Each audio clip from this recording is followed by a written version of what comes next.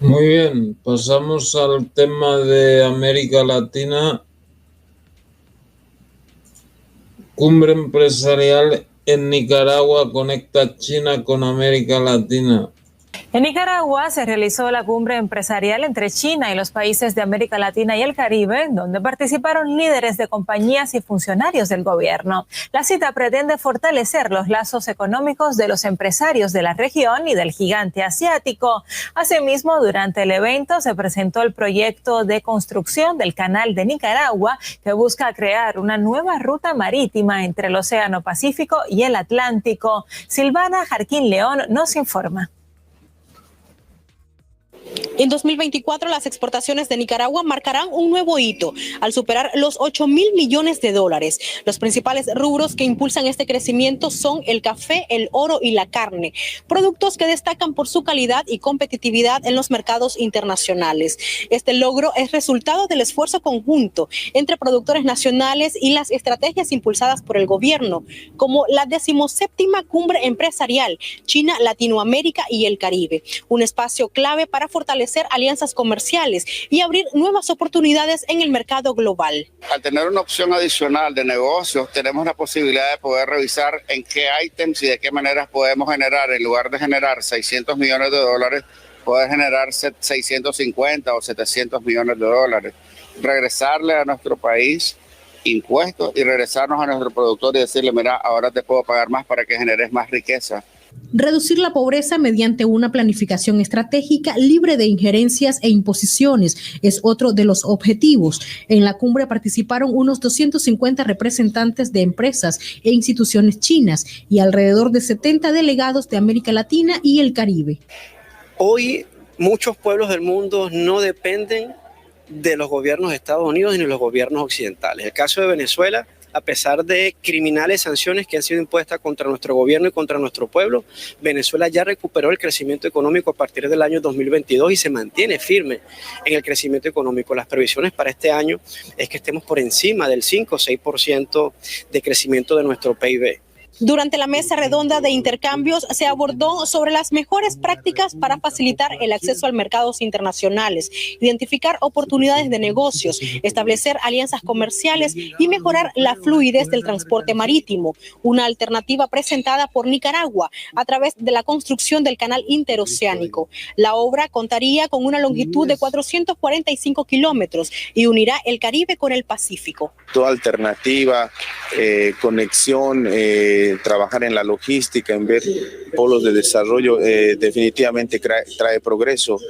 Creo que la unión de los pueblos, la fuerza que puede tener el trabajar en bloque, y lo hablaba el presidente el día de ayer, es muy importante trabajar justamente con la unión y el desarrollo de todos los pueblos y obviamente del apoyo, digamos, de lo que nos puede entregar en este caso China, ¿no? En esta jornada de trabajo, Nicaragua y China firmaron 7 acuerdos, entre ellos la construcción de un puerto en Bluefields, en el Caribe nicaragüense, la construcción de una planta eólica, un nuevo mercado, entre otros. Silvana Jarquín León, RT, Managua, Nicaragua. Ok.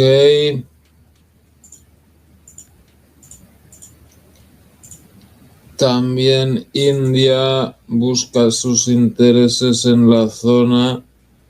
Inicia la cumbre entre India y el CARICOM en Guyana. Inicia cumbre India-CARICOM en Guyana. Se prevé que la cumbre India-CARICOM consolide aún más la cooperación bilateral entre las partes en ámbitos como energía, infraestructura, agricultura y seguridad alimentaria, salud y productos farmacéuticos y tecnología e innovación. Foto, SKN Vibes. El evento consolida las relaciones entre sus miembros en áreas como la cooperación económica, la agricultura y la seguridad alimentaria, la salud y los productos farmacéuticos, y la ciencia y las innovaciones. Este miércoles se celebra en Georgetown, Guyana, la segunda cumbre India Comunidad del Caribe CARICOM, donde 14 países se reunirán con el primer ministro indio, Narendra Modi, para discutir sobre los principales temas de la agenda política de los estados participantes. Lea también. Rusia apoya a naciones de CARICOM que aspiran a cobrar justa indemnización. La reunión sesionará hasta el próximo domingo. Se prevé que consolide aún más la cooperación bilateral entre CARICOM y la India en energía, infraestructura, agricultura y seguridad alimentaria, salud y productos farmacéuticos y tecnología e innovación. Sobre la importancia de la cumbre, la secretaria general adjunta de Relaciones Exteriores y Comunitarias de la Secretaría de CARICOM, Elizabeth Solomon, mencionó que la India es un actor global importante y los miembros de la cumbre están interesados en reunirse con el primer ministro Modi para profundizar en la relación en términos de defensa de los pequeños estados en el ámbito internacional y fortalecer los vínculos entre los pueblos. Modi arribó el pasado martes en la noche a la capital guyanesa con motivo de la cumbre, donde fue recibido calurosamente por el presidente del país sudamericano, Irfan Ali. El primer ministro indio también planea realizar una visita histórica, en la que se reunirá con miembros del gobierno de Guyana y se dirigirá a la Asamblea Nacional del país. Esta cumbre sigue a la primera reunión de jefes de Estado y de Gobierno de CARICOM y la India, que tuvo lugar en septiembre de 2019 al margen del 74º periodo de sesiones de la Asamblea General de las Naciones Unidas. Autor, TLSUR-CN. Ok, pasamos al tema de Haití. Consejo de Seguridad debatirá sobre la nueva misión de cascos azules en Haití. Consejo de Seguridad debatirá sobre nueva misión de cascos azules en Haití. A partir de la creciente violencia, el gobierno de transición de Haití envió el pasado 21 de octubre una carta al Consejo solicitando el despliegue de esa misión de paz con carácter urgente. Fuente F. Esta es la enésima intervención militar en Haití, la cual, en este caso, cuenta con amparo del Consejo de Seguridad de la ONU, que ya hace 20 años envió otra misión, la MINUSTA, que no solo no alcanzó la pacificación del país, sino que acentuó la pobreza e introdujo enfermedades entre la población local. El Consejo de Seguridad de la Organización de las Naciones Unidas, ONU, debatirá este miércoles la solicitud del gobierno haitiano de convertir la actual Misión Multinacional de Seguridad, MMS, en una fuerza de paz tradicional, conocida como cascos azules. Lea también. Violencia persistente, enfrentamiento entre policía de Haití y pandilleros deja 28 muertos. Sin embargo, la propuesta enfrenta serias dificultades debido a la oposición de Rusia y China, que argumentan que a la MMS se le debe dar más tiempo antes de que el Consejo de Seguridad tome otras medidas. Ambos países han señalado que las experiencias pasadas con misiones similares han dejado un legado problemático en la nación.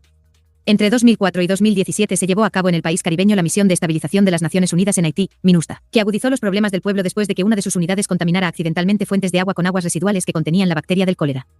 Antes del año 2010, la enfermedad del cólera nunca había sido reportada en la isla. Ese acto de negligencia de los cascos azules ha dejado miles de muertos y cientos de miles de afectados desde entonces. Además, los cascos azules también cometieron actos atroces, como violaciones a mujeres y niñas. La realidad en Haití es un triste recordatorio de que las misiones de paz, en lugar de ayudar y proteger a las comunidades en riesgo, pueden transformarse en agentes de violencia y abuso. En el país caribeño, la situación cada día que pasa se torna más violenta. La víspera, 28 criminales haitianos fueron abatidos en la zona metropolitana de Puerto Príncipe, mientras civiles quemaron sus cuerpos y los esparcieron por la ciudad. Por otra parte, las bandas armadas de la coalición de pandillas Vivre Ensemble, cuyo líder es conocido como Barbecue, amenazaron con intensificar la violencia en la capital. Asimismo, la entrega de ayuda humanitaria se ha visto interrumpida tras el tiroteo a 2 aviones comerciales estadounidenses, lo que llevó al cierre del aeropuerto y la suspensión de vuelos. De acuerdo con la Oficina Integrada de las Naciones Unidas en Haití, BINU, entre julio y septiembre de este año, al menos 1.223 personas perdieron la vida y 522 resultaron heridas debido a la violencia relacionada con las bandas.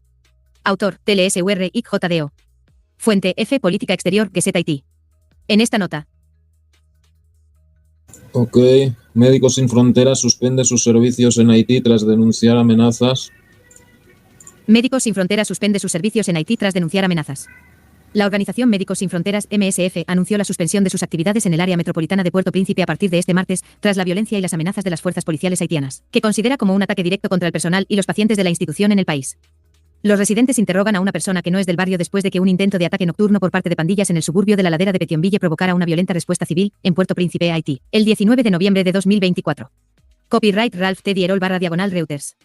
Tras las graves amenazas proferidas contra su personal por miembros de la policía haitiana, Médicos Sin Fronteras, MSF, se ve obligada a suspender sus actividades en Puerto Príncipe hasta nuevo aviso, anunció la organización en un comunicado pocos días después de que una de sus ambulancias fuera atacada, lo que provocó la muerte de al menos 2 pacientes y una agresión al personal médico el 11 de noviembre.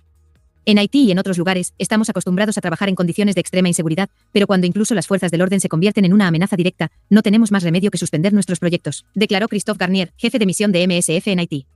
Se han suspendido todas las admisiones de pacientes en Puerto Príncipe hasta que se den las condiciones necesarias para reanudar nuestras actividades, agregó el comunicado. Para mostrar este contenido de X y Twitter, debe autorizar las cookies de medición de audiencia y publicidad. En la semana siguiente al incidente del 11 de noviembre, los agentes de policía detuvieron repetidamente los vehículos de MSF y amenazaron directamente al personal, incluso con matarlos y violarles, afirmó la organización. Estos repetidos incidentes han obligado a la organización a suspender todos los ingresos y traslados de pacientes en sus 5 centros médicos de la capital haitiana, afianzó la ONG. Cada día que se suspenden nuestras actividades es una tragedia, ya que somos uno de los pocos proveedores de muchos servicios médicos que han permanecido abiertos durante este año extremadamente difícil. Pero no podemos seguir operando en un entorno en el que nuestro personal corre el riesgo de ser atacado, violado o incluso asesinado, continúa Garnier. También se han producido ataques en varias ocasiones contra ambulancias y personal de MSF por parte de grupos armados de autodefensa, apuntaló MSF. Cada semana, MSF atiende en el área metropolitana de Puerto Príncipe a una media de más de 1.100 pacientes ambulatorios, 54 niños en situación de emergencia, más de 80 supervivientes de violencia sexual y de género y muchas personas quemadas. La suspensión de actividades afecta a todos los servicios médicos, a excepción de la atención a los pacientes ya hospitalizados en las 5 estructuras médicas y clínicas móviles de MSF en el área metropolitana de Puerto Príncipe, que seguirán siendo atendidos, añadió la nota. También continúan las actividades de salud materna en el sur del país, en Port Tapimen. Estamos presentes en Haití desde hace más de 30 años y lamentamos profundamente tomar esta decisión, en un momento en que los servicios de salud nunca han sido tan limitados para la población haitiana. Muchas personas perderán el acceso a los servicios de MSF porque no podemos trabajar con seguridad en Puerto Príncipe, enfatizó la organización. Leer también al menos 28 pandilleros. Médicos Sin Fronteras terminó su comunicado afirmando que solo podrá reanudar la admisión de nuevos pacientes en nuestras instalaciones de Puerto Príncipe si recibimos garantías de seguridad y respeto de nuestro mandato médico y humanitario por parte de los grupos armados, los miembros de los grupos de autodefensa y las fuerzas del orden. Sí. Pasamos a lo de Venezuela. Estados Unidos reconoció a Edmundo González Urrutia como presidente electo de Venezuela. Y bueno, esto lo ha dicho el Walls, ¿no? O sea, básicamente volvemos al mismo circo de antes con el payaso este del Guaidó. O sea, hacer ver que el presidente es otro. Estados Unidos. El secretario de Estado norteamericano, Antony Blinken, sostuvo que la democracia exige respeto a la voluntad de los electores, como quedó expuesto el pasado 28 de julio. A menos de 2 meses de la fecha prevista para el comienzo del próximo mandato en Venezuela, Estados Unidos reconoció a Edmundo González Urrutia como presidente electo del país caribeño. En un mensaje publicado en X, el secretario de Estado, Antony Blinken, aseguró que el pueblo venezolano se pronunció contundentemente el 28 de julio y nombró a Edmundo González Urrutia como presidente electo. La democracia exige respeto a la voluntad de los electores, subrayó, a lo que el opositor agradeció profundamente la actitud y destacó que este gesto honra el deseo de cambio de nuestro pueblo y la gesta cívica que juntos protagonizamos el pasado 28 de julio. La decisión de Washington de referirse así al exdiplomático la dio a conocer Blinken durante las reuniones celebradas en Río de Janeiro en el marco de la cumbre del G20 y representa el reconocimiento más contundente del opositor desde mediados de año. Hasta el momento, la Casa Blanca se había limitado a señalar que la Plataforma Unitaria Democrática había obtenido más votos que Maduro, pero sin utilizar términos concretos para hablar de la victoria. Durante los encuentros, Blinken también aprovechó para destacar a los aliados la importancia de mantener la presión internacional sobre el régimen, para que reconozca su derrota y permita un retorno pacífico a la democracia en el país. A finales de julio, Venezuela celebró sus elecciones presidenciales, que acabaron envueltas en denuncias de fraude por parte del pueblo y de la comunidad internacional. La oposición presentó actas oficiales en las que expuso el triunfo de González Urrutia, mientras que el chavismo se negó a presentar los datos oficiales recopilados por el Consejo Nacional Electoral y proclamó ganador a Maduro. Desde entonces, Washington, junto con los aliados, han estado presionando al oficialismo de Caracas para que dé a conocer los documentos oficiales y reconozca, así, su derrota. Ante la negativa de la dictadura, la administración de Joe Biden comenzó a aumentar la presión sobre el país caribeño, algo que podría intensificarse desde el próximo 20 de enero con la asunción de Donald Trump. De hecho, este martes, como parte de esos esfuerzos, la Cámara de Representantes aprobó una ley que impide al gobierno suscribir contratos con individuos o empresas que cooperen con el régimen. El proyecto, conocido como Ley Bolívar, se suma a sanciones ya vigentes y amplía su alcance a las áreas del gobierno federal que aún no estaban incluidas en ellas. Por medio de esta normativa, el legislador republicano Mike Waltz y su par demócrata Debbie Wasserman Schultz buscaron poner fin a los intereses corporativos turbios que permiten la corrupción y el robo electoral en el país. Esta legislación envía un mensaje claro y poderoso a Maduro, así como a otros dictadores de todo el mundo, de que no habrá apaciguamiento, no habrá tolerancia, no habrá recompensa por sus acciones ilegales y deshonestas, apuntó Waltz, quien prometió también endurecer las sanciones contra el Palacio de Miraflores desde su posición como asesor de seguridad nacional de Trump. Nuestra política debe basarse en solidaridad con los valientes activistas que buscan romper las cadenas de la opresión y no brindar ayuda ni consuelo a sus opresores, sostuvo. En tanto, Wasserman Schultz dijo que a menos que Estados Unidos se deshaga de los intereses corporativos turbios que permiten la corrupción y el robo electoral de Maduro, no podemos decir verdaderamente que estamos comprometidos con el pueblo venezolano. No toleraremos la represión antidemocrática y ciertamente no la subsidiaremos, insistió la congresista. Compartir nota. Bueno, eso de los intereses turbios en Venezuela, eso es Chevron, que está en Venezuela. Y bueno, eso es un poco curioso porque Chevron es de Rockefeller, o sea, básicamente la familia Rockefeller está apoyando al régimen de Maduro, ¿no? Que bueno, no sé, ya veremos cómo funciona esta ley para echarlos, porque sigue siendo un conglomerado muy poderoso, ¿no? Ok, pasamos a lo de Colombia. El ELN anuncia el fin del paro armado que decretó en el departamento colombiano del Chocó. ELN anuncia fin del paro armado que decretó en departamento colombiano del Chocó. La guerrilla colombiana del Ejército de Liberación Nacional, ELN, anunció que da por finalizado a partir de este sábado el paro armado que decretó en el departamento del Chocó desde el pasado 9 de noviembre, una zona gravemente afectada por las lluvias e inundaciones del pasado fin de semana. A partir de las 6 de la mañana del día 16 de noviembre de 2024, damos por finalizado el paro armado en la subregión del Río, San Juan. Alertamos a los habitantes que viven en las zonas de mayor alteración del orden público para que eviten los desplazamientos nocturnos. Nuestras actividades continúan en la vigilancia y control de los ríos, indicó en un comunicado la guerrilla. El anuncio del ELN del paro armado en el Chocó llegó después de una reunión entre las delegaciones del gobierno y de la guerrilla en Venezuela, en el marco del proceso de paz que iniciaron en 2022, y arrancó cuando las fuertes lluvias provocaron una emergencia en el departamento, agravando la situación. Este mismo viernes, la Oficina de las Naciones Unidas para la Coordinación de Asuntos Humanitarios, OCHA, alertó de la crisis humanitaria que vive la región, que tiene el 87% de sus municipios afectados y cuenta con daños en cultivos, cierres de vías y restricciones de movilidad por paro armado. Al respecto del anuncio del ELN, la gobernadora del Chocó, Nubia Córdoba Curí, aseguró que esto facilita las labores de atención a las comunidades que completaron una semana bajo este flagelo en concomitancia con las graves afectaciones por la ola invernal. Si quieres recibir en tu celular esta y otras informaciones, descarga Telegram, ingresa al link https://. Ok, pasamos al tema de Brasil.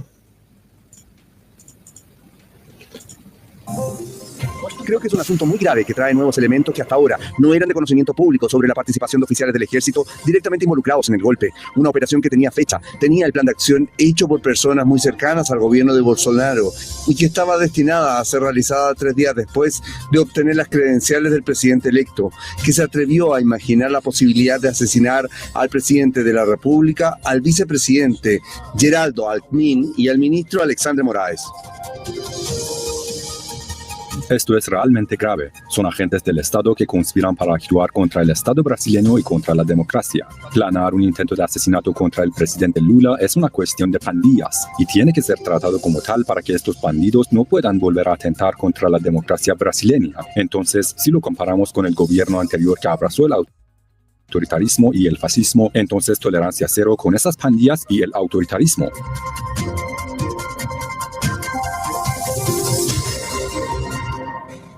Carlos, es que hay un informe que decía los militares habían sido detenidos durante la participación de la misión de seguridad en la cumbre de los líderes del G20, pero también hay informes que lo rechazan y dicen que no, antes habían sido detenidos. Lo cierto del caso es que la detención se produjo en estas últimas horas. Sí, eso es lo concreto. Ahora, ¿cuál es a tu juicio, Abedín, el nivel de lealtad de las Fuerzas Armadas brasileñas para con el gobierno del presidente Lula hoy, luego de este episodio de 2022 que pudo materializarse en un magnicidio? Afortunadamente no pasó antes de asumir la presidencia del país por parte de Lula. En este sentido, pues siendo Bolsonaro un enemigo del presidente Lula y a quien se le considera el ideólogo de la intentona golpista contra Lula el 8 de enero de 2023, pudiéramos dar por descontado que está involucrado también en este plan de asesinato. Se siguen develando conspiraciones, Abedín. ¿Qué más estaría por descubrirse y hasta qué punto Bolsonaro está a un paso de ser detenido y enjuiciado por estas conspiraciones? Nos queda un minutito. Mira, Carlos, lo que pasa es que la pregunta más grande es que el expresidente sabía este plan o no. Claro. Las investigaciones sin duda, ¿no? Tiene que haberlo sabido. Exactamente. Las investigaciones que dicen que hay un documento con los detalles de la operación que se había impreso en el Palacio Presidencial. Ok. Sede de la presidencia, mientras Bolsonaro se encontraba ahí. Ajá. Pues eso significa que el expresidente lo sabía. Estaba en total conocimiento. Así es correcto. Y eso, poco a poco, las investigaciones quieren llegar a este punto, las pruebas que ya el expresidente lo sabía este plan. Y hay que mencionar también sobre el expresidente Bolsonaro, hay algunas pesquisas y algunas investigaciones sobre su presunta trampa golpista con sus seguidores después de la elección del presidente Lula, y por eso él está bajo las investigaciones. Claro. Y hay que sumar esta investigación en cuanto a este plan magnicidio contra el presidente electo, hay que sumarlo, prontamente vamos a ver al expresidente Bolsonaro ante la justicia respondiendo a las preguntas sobre ese plan. Ok, y ya lo último.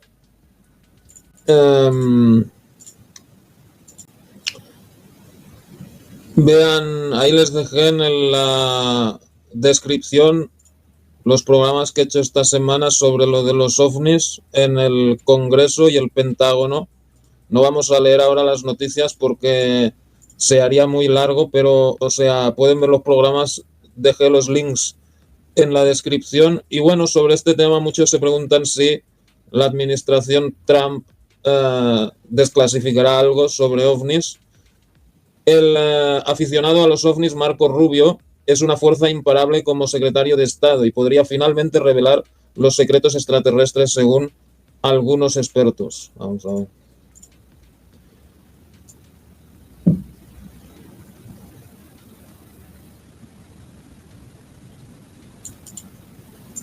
Un informe explosivo reveló diferentes formas de presuntas naves ovni. Steve Brenner, reportero de Exclusivas. Publicado, 12/1 ET, noviembre de 2020-2024. Actualizar, cerrar. Marco Rubio podría ser un actor clave para obligar al gobierno de Estados Unidos a exponer lo que realmente sabe sobre los ovnis, dijo un experto. Nick Pope, quien investigó el fenómeno para el gobierno británico, ha elogiado al presidente electo por su elección para secretario de Estado. Suscríbete al boletín de noticias, únete. Su información. 5. El misterio que rodea a las naves alienígenas se ha convertido en un tema importante en Washington, DC crédito, Getty. 5. Marco Rubio ha estado pidiendo transparencia sobre lo que el gobierno sabe sobre los ovnis crédito, Getty. Incluso especuló que Rubio podría ser una fuerza imparable dentro del equipo principal de Trump. Rubio fue una de las primeras elecciones de Trump, y el republicano de línea dura ha estado a la vanguardia de los llamados para que el gobierno de Estados Unidos se sincera sobre los ovnis. Hace apenas unas décadas el tema se limitaba a los márgenes de la política, pero se ha convertido en el centro de atención debido a los temores de seguridad nacional. Ha habido acusaciones de que el misterio ha sido encubierto por el gobierno. Leer más sobre ovnis.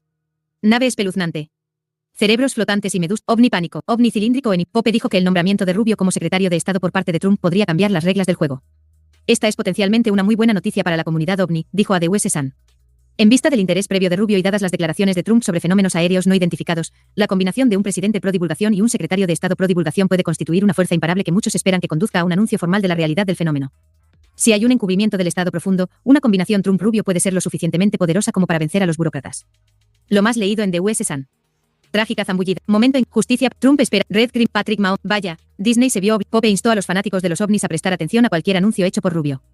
Rubio ha sido uno de los principales senadores que ha instado al gobierno a ser completamente transparente. Alienígenas marinos capturados por la cámara, desde peces con espeluznantes cabezas transparentes hasta calamares raramente vistos con tentáculos de 13 pies. Afirmó que un puñado de funcionarios del gobierno de Estados Unidos se han presentado con afirmaciones sobre UAP. Rubio compartió la revelación después de que David Charles Grush, un denunciante y exoficial de inteligencia, afirmara que Estados Unidos ha encontrado naves no humanas. En una explosiva entrevista con News Nation que se emitió en junio de 2023, Grush también alegó que Estados Unidos tiene un programa de recuperación de ovnis, una afirmación que el Pentágono negó. Grush dijo que había visto evidencia del programa de recuperación. Si hay un encubrimiento del Estado profundo, una combinación Trump-Rubio puede ser lo suficientemente poderosa como para vencer a los burócratas. Nick Pope, experto en ovnis. Estos están recuperando vehículos técnicos de origen no humano, llámenlo nave espacial si lo prefieren, vehículos de origen exótico no humano que han aterrizado o se han estrellado, dijo. Un portavoz del Departamento de Defensa refutó las afirmaciones hechas por Grush en ese momento. Sin embargo, los legisladores y la Oficina de Resolución de Anomalías de Todos los Dominios, ARO del Pentágono continúan investigando el misterio. ARO se formó en 2022 y es donde se pueden reportar supuestos avistamientos. La semana pasada se llevó a cabo una audiencia de UAP, y Lue Elizondo, un exoficial militar, juró que los humanos no estaban solos en el cosmos. Y un informe reveló los tipos más comunes de ovnis que supuestamente se vieron entre 1991 y 2022. 5. Los orbes se encontraban entre las formas comúnmente reportadas, al igual que los platillos y los llamados tic-tacs. Las naves triangulares variaban en tamaño desde un avión F-16 hasta un campo de fútbol, según el expediente. Sin embargo, también se reportaron fenómenos aéreos no identificados con cerebro flotante y forma de medusa. El informe arrojó luz sobre la constelación Inmaculada, un aparente programa que recopila datos sobre encuentros y experiencias ovni. Los jefes del Pentágono negaron cualquier existencia, pero el informe afirmaba que la mera existencia del programa demostraba que el gobierno estaba al tanto de los ovnis. El tema de los ovnis se mencionó durante la campaña electoral, y Trump admitió que sabía mucho sobre el tema durante una aparición en el podcast de Joe Rogan. Trump afirmó que habló con pilotos que compartieron información sobre supuestos avistamientos. Antes de las elecciones, Pope le dijo a The US Sun que Trump podría presionar por una divulgación completa durante su segundo mandato. Afirmó que Trump podría hacer un cambio real al seguir adelante y divulgar información que los burócratas en Washington supuestamente han trabajado arduamente para encubrir. Leer más en The US Sun. El asesino de Jesús persona. Los adoradores. Sería un movimiento histórico si Trump presionara para que se divulgue la información sobre todo el mundo, según Pope. El presidente que revele la existencia de extraterrestres cambiaría la historia para siempre. 5. Trump y Rubio en campaña crédito, AFP. 5. El Papa reveló que Trump podría hacer historia crédito, John Chaplin. Ok, pues ahora terminan aquí las... Te queda lo de Sudán y Libia, pero o sea, ¿cuánto dura eso? Ah, estás fuera de de este. ¿Cuánto dura lo de Sudán y... Dime. Estaba hablando y no me escuchabas, digo. No, es que no sabía que estabas fuera de la sala. Pero, o sea, ¿cuánto dura lo de Sudán y Libia? 15 minutos. 15 minutos, vale, pues adelante. Sigamos con todo. Bien, vamos por Sudán primero. Tenemos las últimas noticias. Bueno, hacemos la de Sahel, que hay una sola. Destituyen a Choguel Kokala Maiga y disuelven el gobierno de Mali. Así Miguelita destituye a Choguel. Oye, como un ruido, con una voz de fondo, brother. Ahí. Ahora, ahí se cayó. Ahí está. Era el video que estaba mirándolo para... A ver si le puedo grabar luego. Bien, haceme acordar antes de cortar que empiece a grabar. Bueno, sí, pasamos a Sudán.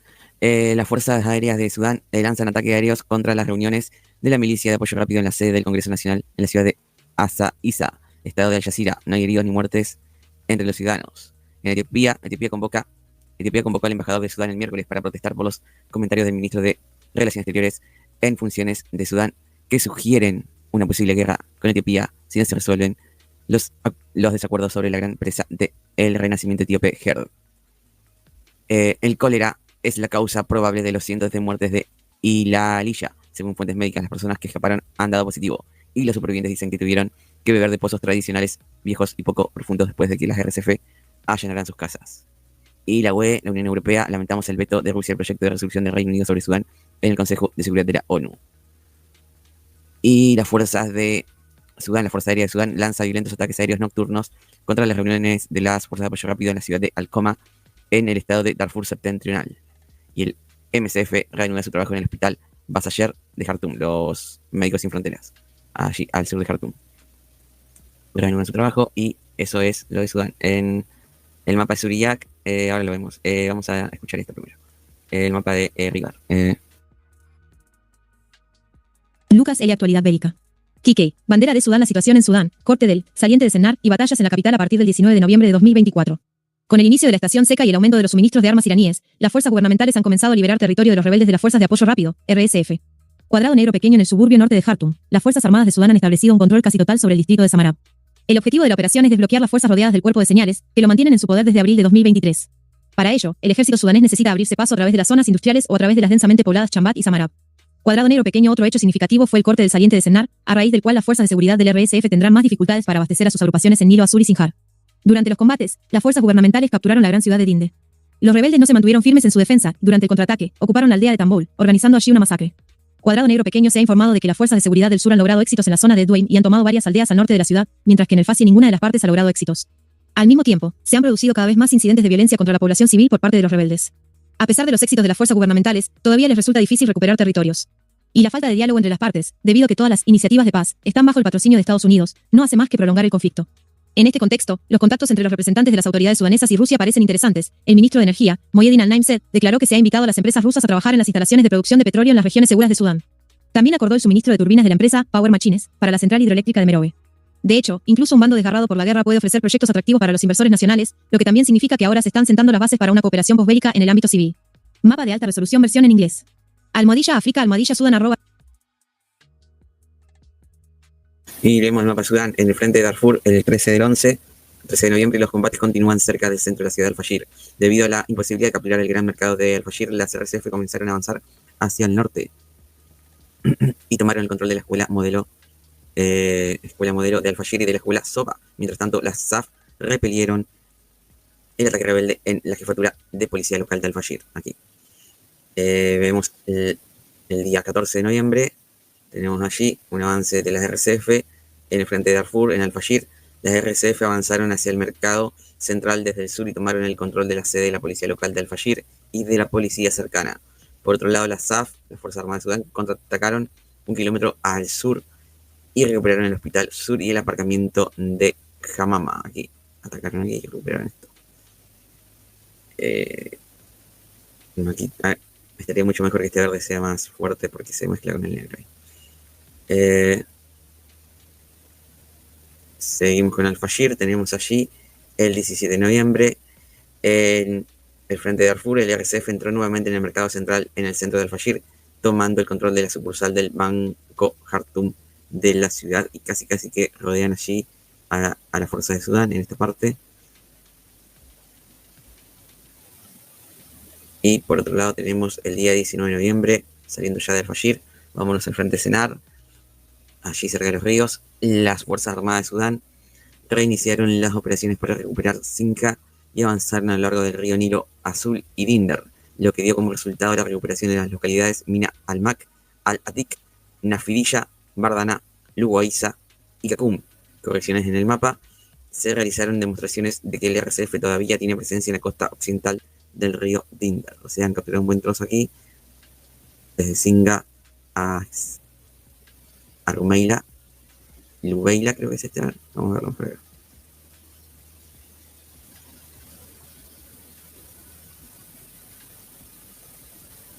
Sí, Lubeila, Luaiza, Kakum, Nafidilla, Mina al-Mak, Al-Ataki, Singa, Abucara, Bardana y bueno, varios. Esos son los pueblos que han capturado. Son en total unos 6 casi. Y desde un río al otro están controlando la situación. Desde el río Niel Azul al río, el otro que se llamaba Dinda, ¿no? Dinda creo que era. El Dindar, ahí controlan las Fuerzas Armadas de Sudán, el ejército sudanés, el territorio. Bien, entonces ahí está lo de Sudán. ¿Había algo más de Sudán? No, eso era todo. Y terminamos con lo de el tema de Mozambique, que ha envuelto a las protestas. A ver.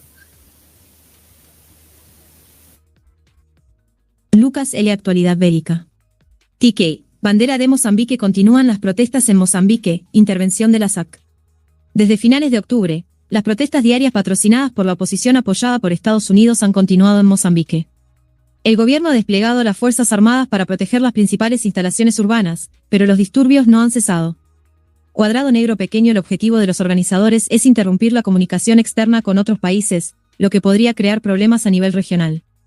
Por ejemplo, Zambia, Malawi, Congo y Zimbabue, países sin litoral que dependen en gran medida de los puertos mozambiqueños para sus importaciones y exportaciones.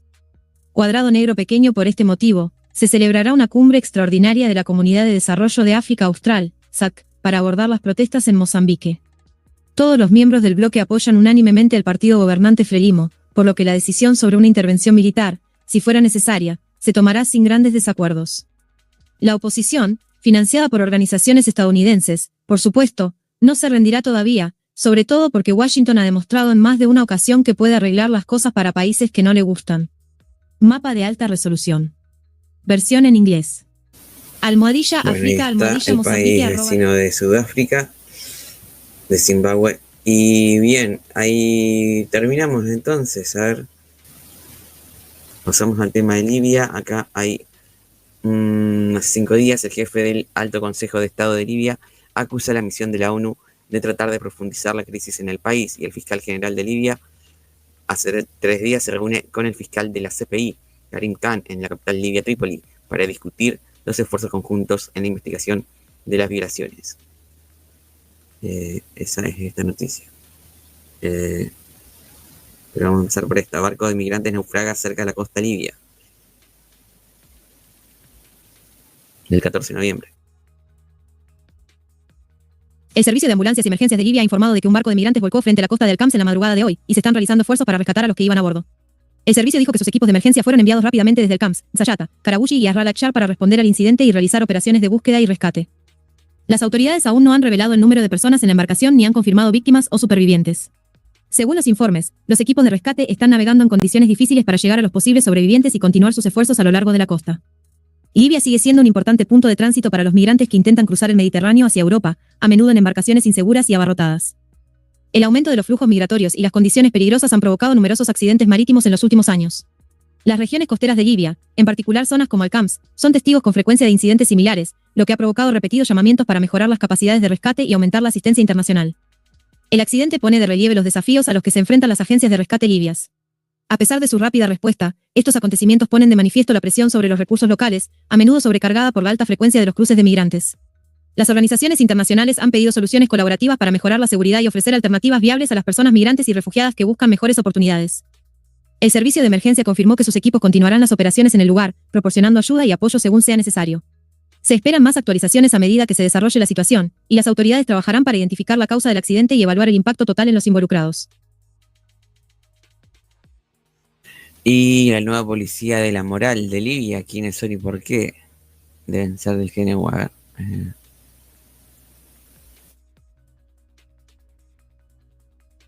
El jueves, el Consejo Presidencial de Libia lanzó oficialmente una unidad de protección de la moralidad pública, lo que provocó un amplio debate y reacciones negativas.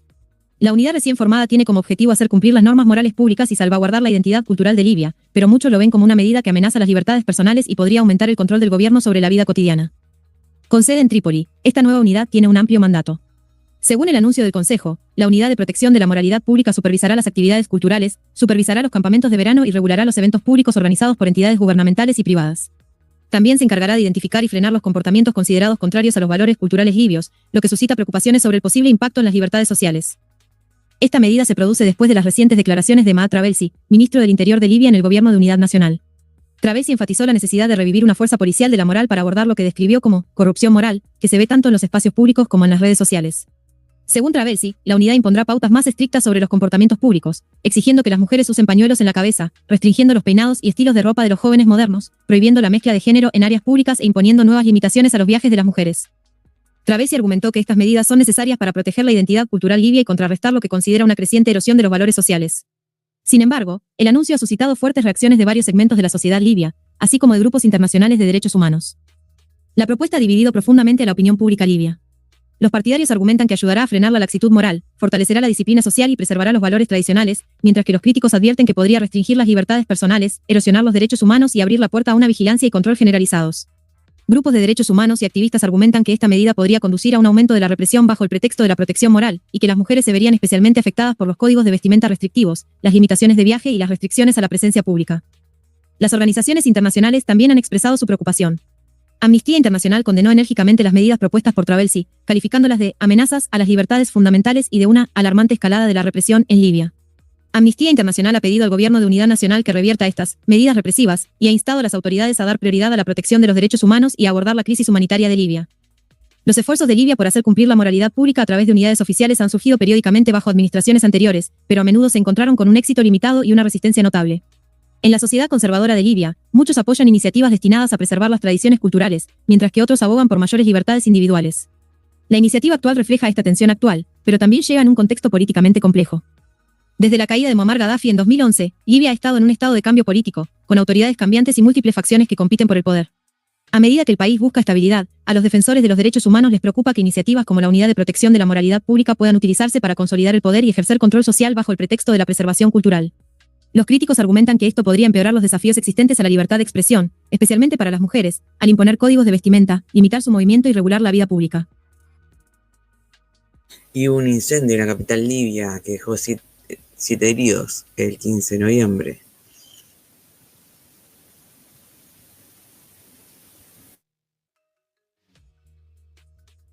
Un incendio que se desató en un edificio en el barrio de Al-Sabalim, Souk al-Jumaa, Libia, provocó que 7 personas sufrieran inhalación de humo. Según un comunicado del Servicio de Ambulancias y Emergencias, los equipos de emergencia respondieron de inmediato al lugar. Si bien no se reportaron heridos graves, 5 civiles, un miembro del equipo de emergencia y un oficial de defensa civil fueron tratados por dificultades respiratorias causadas por el fuego. La Oficina Municipal de Ambulancias de Trípoli confirmó que se proporcionaron primeros auxilios a los afectados por el humo. Se están realizando esfuerzos para investigar la causa del incendio y evaluar los daños. Libia ha estado sumida en el caos desde que un levantamiento respaldado por la OTAN derrocó al líder Muammar Gaddafi en 2000. La economía de Libia, que depende en gran medida del petróleo, se ha visto afectada por el conflicto en curso. La inestabilidad ha provocado fluctuaciones en la producción y los precios del petróleo, lo que ha repercutido en el mercado mundial del petróleo y en la economía de Libia. El conflicto ha provocado una importante crisis humanitaria en Libia, con miles de personas muertas y muchas más desplazadas. Las personas migrantes y refugiadas que utilizan Libia como punto de tránsito hacia las elecciones previstas para diciembre de 2021 se retrasaron debido a desacuerdos sobre las leyes electorales y la elegibilidad de ciertos candidatos. Esta demora ha suscitado preocupación sobre la viabilidad de una transición política pacífica. A pesar de la cesación del fuego, la seguridad sigue siendo motivo de gran preocupación, con combates esporádicos y la presencia de mercenarios y combatientes extranjeros. La unificación de las Fuerzas Armadas y la eliminación de las fuerzas extranjeras son desafíos cruciales.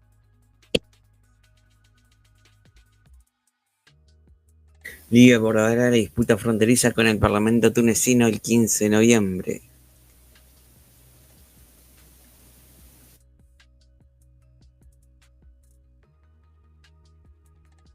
El presidente del Comité de Seguridad Nacional de la Cámara de Representantes Libia, Talal Al-Miow, ha advertido contra cualquier acción que pueda poner en peligro la frontera entre Libia y Túnez. Sus comentarios se producen en respuesta a las recientes declaraciones hechas por el ministro de Defensa tunecino, Khaled Al-Suaigi, sobre la demarcación fronteriza entre las dos naciones. En un comunicado de prensa el jueves, Al-Miow dijo: "Nuestros hermanos tunecinos son muy conscientes de las circunstancias a las que se enfrenta Libia, y subrayamos la importancia de respetar las fronteras internacionalmente reconocidas entre nuestros países". Y agregó: "Cualquier movimiento para alterar estas fronteras no será reconocido". La Cámara de Representantes celebrará su próxima sesión para discutir los comentarios de Al-Suaigi. Al-Miow criticó las declaraciones del ministro de Defensa tunecino como irresponsables y anunció que el Parlamento libio tiene la intención de dirigirse formalmente a su homólogo tunecino sobre este asunto. Durante una discusión sobre el presupuesto de defensa de Túnez en el Parlamento el miércoles, Khaled Al-Suaigi enfatizó que Túnez no cederá ni una sola pulgada de su territorio nacional. Explicó que el Comité Fronterizo Conjunto Tunecino-Libio tiene la tarea de supervisar y gestionar el proceso de demarcación de la frontera.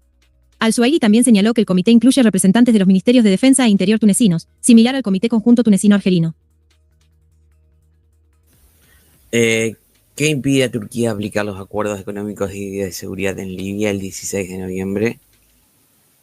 Lo publicaban esto. Turquía está lidiando con importantes desafíos en la implementación de acuerdos económicos y de seguridad clave con Libia, ya que las profundas divisiones políticas y disputas legales del país obstruyen el progreso. A pesar de la sólida asociación de Ankara con el Gobierno de Unidad Nacional, NU, de Libia, con sede en Trípoli, los principales acuerdos, incluido un acuerdo de exploración petrolera de 2022, siguen en el limbo debido a la resistencia de la Cámara de Representantes, JOR, con sede en el este de Libia. Mehmet Fadi Sekersi, jefe de la Oficina de Libia del Ministerio de Relaciones Exteriores de Turquía, destacó estas dificultades durante una reciente sesión parlamentaria en Ankara. Afirmó que si bien se han firmado varios acuerdos con el NU, la Cámara de Representantes ha retrasado o bloqueado el proceso de ratificación. Un tribunal local libio ha complicado aún más las cosas al suspender el acuerdo de exploración petrolera, citando desafíos legales en curso. El viceministro de Relaciones Exteriores de Turquía, No Yilmaz, se hizo eco de estas preocupaciones y reconoció el complejo entorno legal y político en Libia. Si bien Turquía reconoce oficialmente al NU como el gobierno legítimo de Libia, Yilmaz admitió que las luchas internas de poder entre el NU y la JOR presentan obstáculos significativos. Hizo hincapié en el compromiso de Turquía de respetar la soberanía de Libia y adherirse tanto a las normas internacionales como al derecho interno libio. Las leyes libias permiten a los gobiernos ejecutivos aprobar determinados acuerdos internacionales de forma independiente. Sin embargo, los acuerdos que involucran recursos nacionales críticos, como el petróleo y el gas, requieren la aprobación parlamentaria. La Cámara de Representantes, que cuestiona la legitimidad del NU, se ha negado a ratificar acuerdos clave, alegando que carecen de la base legal necesaria. Las figuras de la oposición turca también han expresado su preocupación por la controversia que rodea a estos acuerdos, y los legisladores libios han calificado algunos de ellos como legalmente cuestionables. La participación de Turquía en Libia va más allá de los acuerdos económicos, abarcando importantes asociaciones militares. Un memorando de entendimiento de 2023 sobre cooperación militar, firmado en Antalya, se basa en acuerdos anteriores de 2012 y 2019. Estos acuerdos permiten a Turquía entrenar y reestructurar las Fuerzas Armadas y la Policía de Libia, al tiempo que otorgan al personal turco una amplia inmunidad legal. Turquía ha consolidado su presencia militar en Libia, y su parlamento ha prorrogado recientemente el mandato militar por otros 2 años. El presidente Recep Tayyip Erdogan ha enfatizado la importancia estratégica del papel de Turquía en el Mediterráneo, citando sus esfuerzos para combatir el terrorismo y la migración ilegal como esenciales para la seguridad nacional. Desde el punto de vista económico, Turquía está profundamente interesada en los vastos recursos de petróleo y gas de Libia. En 2020, Erdogan anunció planes para ampliar la participación turca en el sector energético de Libia, incluida la exploración y la extracción. Sin embargo, estas ambiciones han atraído el escrutinio internacional. Un informe de 2022 al Consejo de Seguridad de las Naciones Unidas acusó a Turquía de violar las sanciones al proporcionar ayuda militar y apoyo logístico a las facciones armadas en Libia. Y hubieron enfrentamientos en Sheba, en el sur de Libia, el día 16 de noviembre. A los pacientes.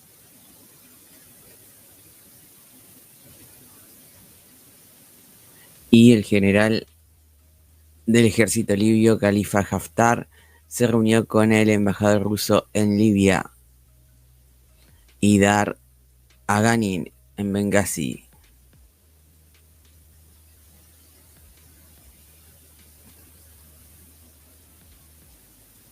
Y esto está relacionado con lo anterior porque está el viceministro del Interior de Turquía en la capital libia.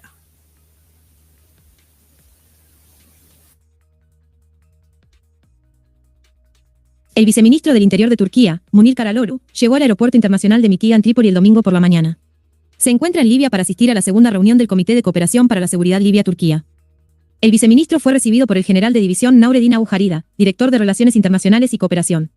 El Ministerio del Interior confirmó que se había celebrado una ceremonia formal de recepción para Karalolu y su delegación.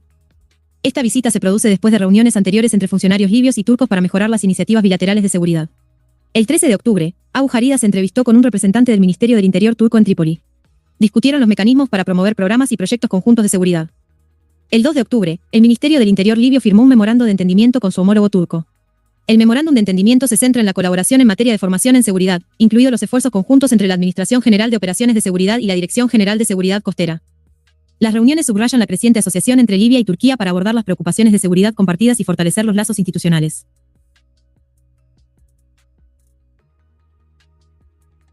Y Libia lanza un foro de reconciliación nacional en Benghazi el 17 de noviembre. Benghazi es el ejército libio. Ejército Nacional Libio de Haftar. El Comité de Justicia y Reconciliación Nacional de la Cámara de Representantes de Libia inauguró el Foro de Reconciliación Nacional el domingo en Benghazi. Según Abdullah Blei, portavoz de la Cámara, el foro se celebra bajo el lema Reconciliación, una responsabilidad social e histórica. Ancianos tribales y líderes comunitarios de toda Libia participan en el evento. El foro sigue a un taller sobre reconciliación nacional organizado por la Cámara de Representantes en su sede el sábado. El taller, titulado Por la Justicia Restaurativa y la Paz Social, contó con la presencia del segundo vicepresidente del Parlamento, Misbah Doma, el presidente del Comité de Justicia y Reconciliación Nacional, Mouloud Al-Aswad, y varios legisladores, entre ellos Tarek Al-Jarousi, Khalifa Al-Dagari, Saad Al-Hajwi, Aladi Al-Zair e Intais Al-Snaib. También participó el vicepresidente de la Administración de la Cámara de Representantes, Rasmi Al-Birben, junto con varios expertos, profesores y académicos de universidades libias. Organizado por el Comité de Justicia y Reconciliación Nacional, el taller contó con debates sobre temas clave. Entre ellos figuraban proyectos de ley sobre procedimientos judiciales y de arbitraje, una reseña del proyecto de ley de justicia transicional y reconciliación, y una evaluación de los mecanismos de reparación propuestos. La iniciativa pone de relieve los esfuerzos en curso para lograr la unidad nacional y la justicia en Libia a través de un diálogo inclusivo y marcos jurídicos.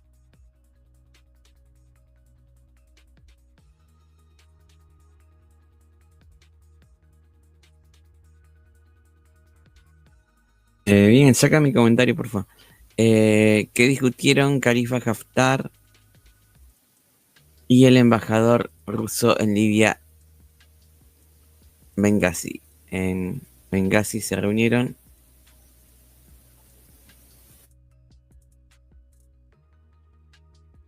El domingo, el mariscal de campo Khalifa Haftar, comandante del Ejército Nacional Libio, LNA, mantuvo conversaciones con el embajador ruso en Libia, Haidar Rashid Aghanin, en el cuartel general del Comando General del LNA en Rahma. Las discusiones se centraron en la situación política de Libia y en la urgente necesidad de crear condiciones favorables para la celebración de las tan esperadas elecciones nacionales. Durante la reunión, ambos líderes enfatizaron la importancia de la cooperación internacional para estabilizar Libia y apoyar su transición democrática. El embajador Aghanin reiteró el compromiso de Rusia de respaldar la hoja de ruta política de Libia, mientras que Haftar subrayó el papel fundamental de las elecciones en la unificación del país y el restablecimiento de la estabilidad. Este compromiso se produce tras una reciente reunión entre Haftar y el embajador británico en Libia, Martin Loughnan, que se centró en fomentar la colaboración entre las dos naciones y abordar los desafíos actuales de Libia. Estos esfuerzos diplomáticos ponen de manifiesto la intención de Haftar de mantener un papel central en la configuración del futuro de Libia, al tiempo que se relaciona con las principales partes interesadas internacionales. Libia sigue encontrada en una encrucijada, luchando por superar las divisiones políticas y los retrasos en el proceso electoral. Con los desacuerdos sobre los marcos constitucionales y los criterios de elegibilidad que estancan el progreso, el llamado a elecciones se ha hecho más fuerte entre los ciudadanos libios y los observadores internacionales. El énfasis de Haftar en el proceso democrático refleja una aspiración más amplia de resolver las crisis de Libia y trazar un camino hacia la paz y la prosperidad. La participación de Rusia en Libia subraya su importante papel en los esfuerzos internacionales para mediar en el conflicto.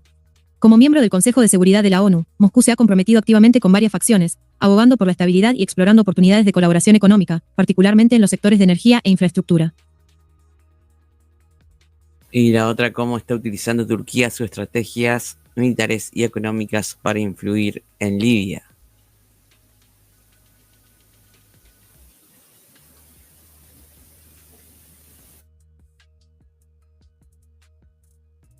Un informe reciente de Nordic Monitor, un sitio web de investigación sueco, ha revelado que Turquía ha estacionado al menos 3.000 efectivos en Libia. Este movimiento pone de manifiesto los esfuerzos de Ankara por cimentar su influencia en la nación norteafricana a través de una combinación de presencia militar y ambiciones económicas.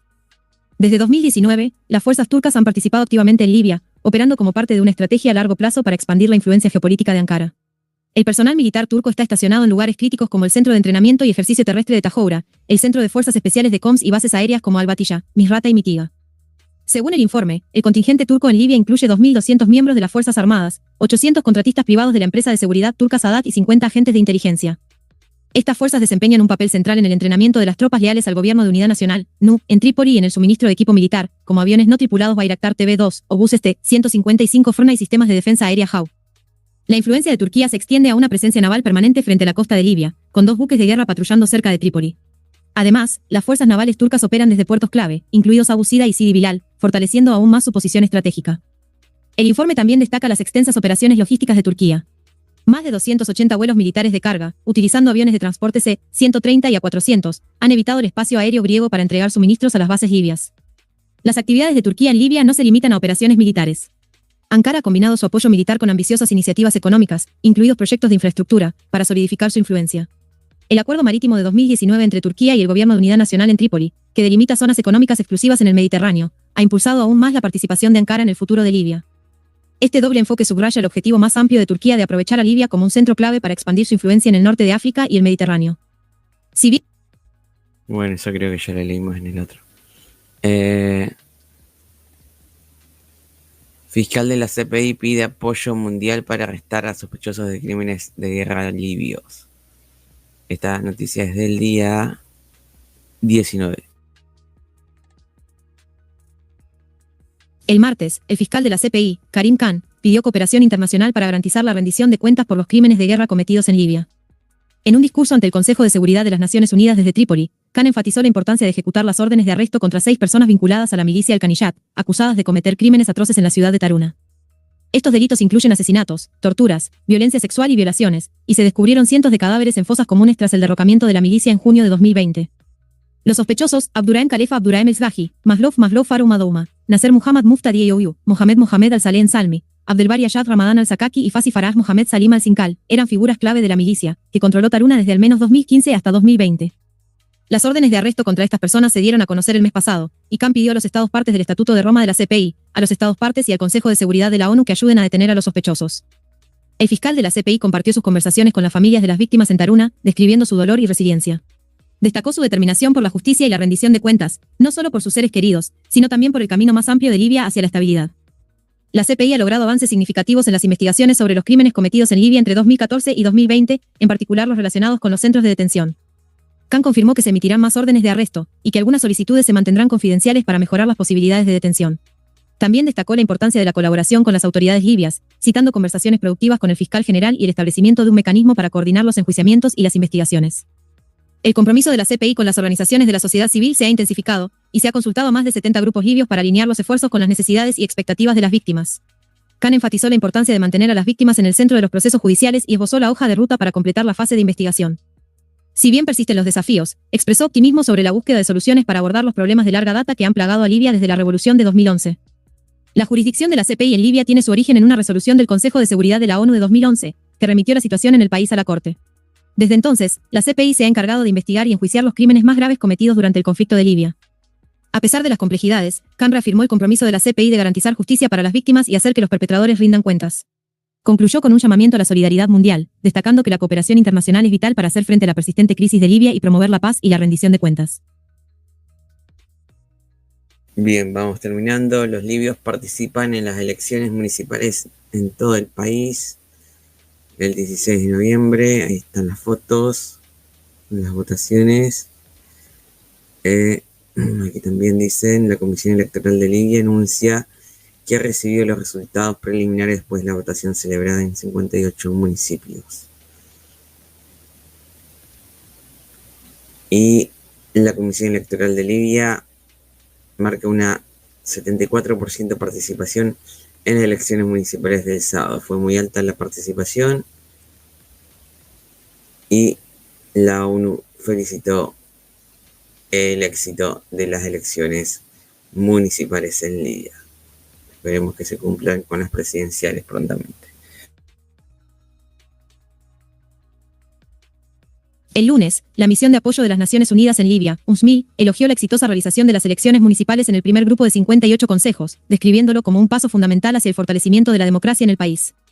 Los comicios, que registraron una notable participación del 74%, mostraron el compromiso de los ciudadanos libios con la configuración de su gobernanza local y el avance de la estabilidad nacional.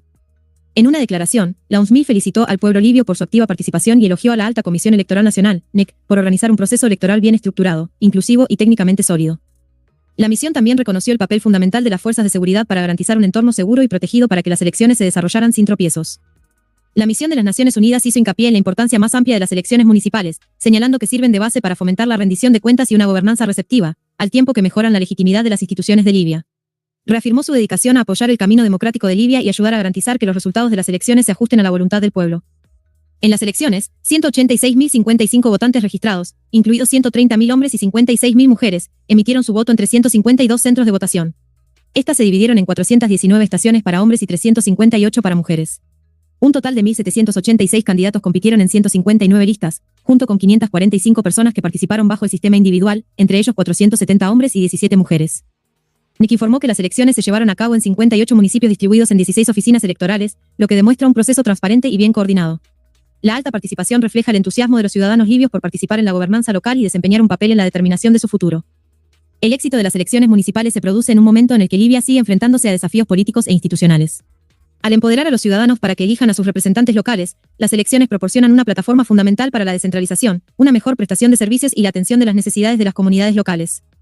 Los consejos municipales desempeñan un papel vital en la reducción de la brecha entre las políticas nacionales y la aplicación a nivel comunitario. Las elecciones también subrayan el deseo colectivo de Libia de lograr un progreso democrático y sientan las bases para nuevas reformas políticas e institucionales. La UNSMIG hizo hincapié en que las elecciones municipales eran más que un éxito de procedimiento, representan un faro de esperanza para los esfuerzos en curso de Libia por lograr la estabilidad, la unidad y la gobernanza sostenible. La misión reafirmó su compromiso de apoyar a Libia en sus esfuerzos electorales y alentar el diálogo entre las partes interesadas para superar los desafíos. Bien, ahí terminamos. Vemos que si subieron algo nuevo por acá. A ver. Pasamos al mapa de Israel, el IUMAP, las últimas noticias. Aviones de combate israelíes lanzan 12 ataques contra la ciudad de Al-Sha'abiyya, Un bombardeo muy violento tiene como objetivo el suburbio de Beirut. Allí está el humo levantándose en Líbano. 3 incursiones israelíes en el suburbio sur de Beirut. Una persona murió durante enfrentamientos armados en el campamento de Al-Ain en Naplusa, en el norte de Cisjordania. Y alertas de infiltración de drones en la zona de Nahariya en Israel. Ahí al norte de Haifa, Yacre. Y la metralla de un misil interceptor cayó al norte de Nahariya, causando daños a un edificio. A ver qué hay en Ucrania en esta última hora. Se reportaron explosiones en la ciudad de Dnipro. Los misiles crucero KH-101 fueron supuestamente lanzados por los Tu-95 desde la zona de Engels. Los bombarderos rusos han lanzado estos misiles de crucero a Ucrania. Y varios misiles de crucero han entrado en el espacio aéreo sobre Ucrania en la región de Chernihiv, volando hacia la región de Kiev. Y supuesto video del ataque de un misil balístico intercontinental en la ciudad de Dnipro. Un video no tiene audio y se ve muy mal. Se ven los fogonazos de los misiles. Hay 1, 2, 3, 4, 5, 6.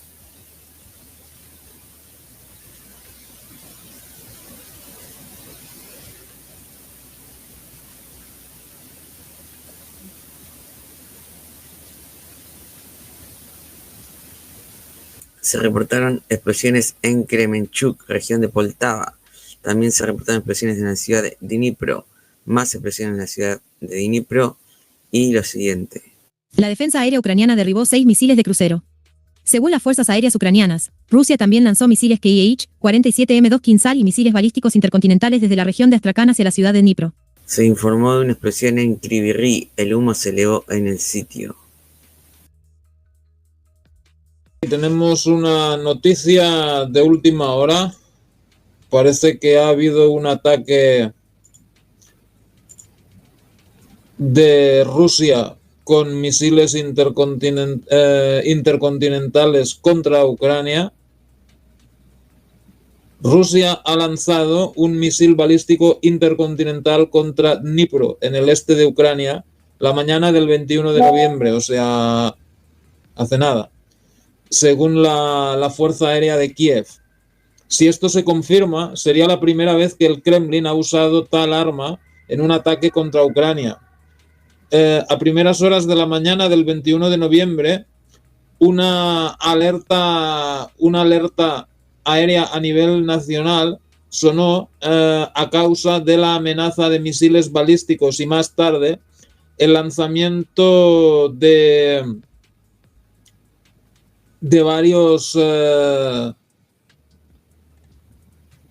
el despegue de varios aviones bombarderos Tu-95MS.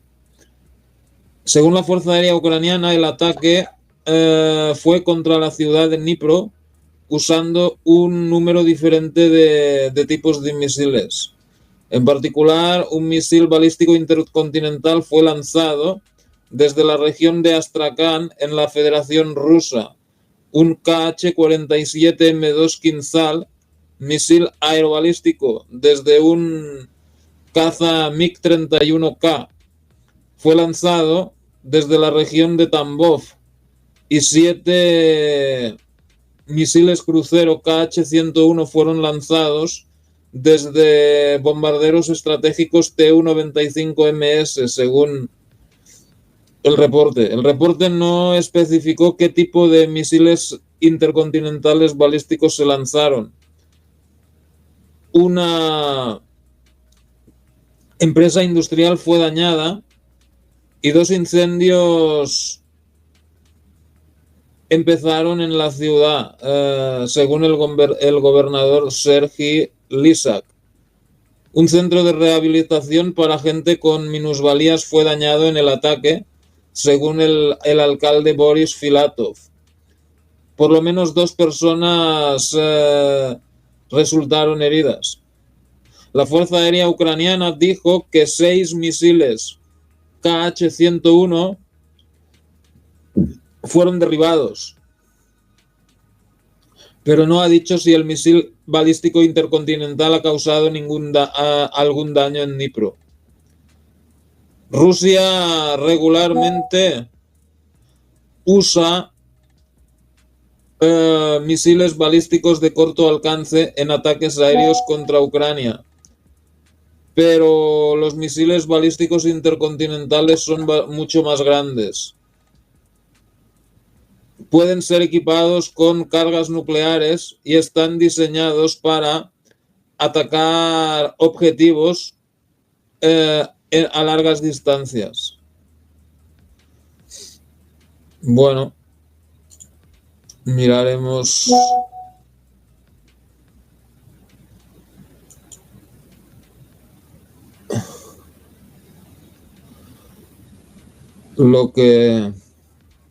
Bueno, por eso Ucrania quiere armas nucleares. ¿Es realista crear armas nucleares en Ucrania? El presidente ilegítimo de Ucrania, Vladimir Zelensky, dijo en octubre que la única alternativa a la adhesión del país a la OTAN sería poseer armas nucleares. ¿Cuál es la solución? ¿O Ucrania tendrá armas nucleares o debemos ser parte de algún tipo de alianza? Hoy no vemos otras alianzas que funcionen excepto la OTAN. Señaló en una conferencia de prensa después de la cumbre de la UE. Según él, ya planteó esta cuestión en una reunión con el expresidente estadounidense Donald Trump en septiembre. Según el Times, en teoría es posible crear una bomba nuclear similar a la que se lanzó sobre Nagasaki en 1945 en poco tiempo. Para ello se podrían utilizar reservas de plutonio obtenidas de barras de combustible gastadas de 9 reactores nucleares que siguen bajo control ucraniano. Según los expertos, Kiev tiene aproximadamente 7 toneladas de plutonio, que podrían ser suficientes para producir cientos de ojivas tácticas. Sin embargo, el material está mezclado con más de 1.300 toneladas de otras sustancias radiactivas, lo que lo hace inadecuado para armas en su estado actual. Los expertos señalan que el desarrollo de una bomba nuclear requiere la creación de un proyecto gubernamental detallado y prácticamente viable, adaptado a los recursos disponibles en Ucrania. Este proceso es complejo y de largo plazo. Los enfoques para crear material nuclear apto para armas incluyen el enriquecimiento de uranio mediante centrifugadoras de gas, lo que permite aumentar la concentración del isótopo uranio 235 y la producción de plutonio 239 mediante el reprocesamiento de barras de combustible gastadas. Esto requeriría especialistas de la tecnología combustión y procesamiento de combustibles, que Ucrania no tiene actualmente. Kiev no tiene la infraestructura para procesar desechos nucleares y la construcción de tales instalaciones requeriría mucho tiempo y recursos financieros. Incluso Corea del Norte tardó casi una década en instalar una planta procesadora en Yongbyon. Además, la construcción de tales instalaciones, especialmente en las etapas iniciales, atraería inevitablemente la atención de los observadores internacionales y del ejército ruso, lo que crearía riesgos adicionales. Para evitar ataques de Rusia, Ucrania tendría que construir estas plantas en secreto, bajo tierra, lo que complicaría significativamente el proyecto político. Desde nuestro punto de vista, el desarrollo de armas nucleares tendría consecuencias importantes para Kiev. El país firmó el Tratado de No Proliferación Nuclear, TNP, en 1994, comprometiéndose a renunciar al desarrollo y posesión de armas nucleares. La retirada del TNP pondría a Ucrania a la par de estados como Corea del Norte, lo que provocaría la condena internacional y probablemente una reducción de sus recursos militares y económico ayuda de los aliados occidentales. Ulrich Kuhn, experto del Instituto de Investigación para la Paz y Política de Seguridad de Hamburgo, dijo que tal medida podría tener un impacto particularmente negativo en las relaciones con la Unión Europea, que es el socio clave de Ucrania y el segundo mayor donante. Bueno, podrían crear una bomba sucia.